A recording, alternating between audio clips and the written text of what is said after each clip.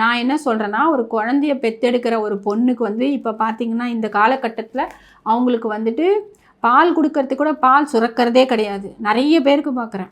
ஏன்னா இந்த காலகட்டத்தில் அவ்வளோ மெடிசன்ஸ் நம்ம எடுக்கிறோம். ப்ரெக்னெண்ட்டாக இருக்கும்போதும் சரி, அதுக்கு முன்னாடியும் சரி, அதெல்லாம் வந்து எப்போ நம்மளுக்கு வந்து காட்டும் அப்படின்னா, குழந்தை பெற்றுட்டோன்னா அந்த குழந்தைக்கு பால் கூட கொடுக்க முடியாது. ஏன்னா அவங்களுக்கு பாலே சுரக்கலை. அப்போ எப்படி அந்த பொண்ணு கொடுக்கும்? ஸோ இந்த ஒரு விஷயத்துக்கு மட்டுமே நீங்கள் அக்குபஞ்சர் எடுத்து பாருங்கள். 100% நீங்கள் வந்துட்டு பால் இயற்கையாக சுரந்து இந்த குழந்தைக்கு நீங்கள் பால் ஊட்டலாம்.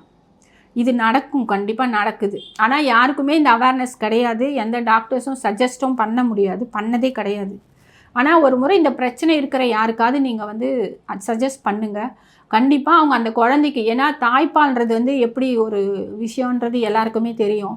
ஸோ அந்த தாய்ப்பால் கொடுக்காத ஒரு குழந்தை வந்து ஒரு ஆரோக்கியமான குழந்தையாகவே இருக்க முடியாது. ஸோ அது நம்ம வந்து அது ஒரு புண்ணியம் உங்களுக்கு நிஜமாவே. அந்த குழந்தையோட லைஃபே வந்து உங்கள் கையில் தான் இருக்குது.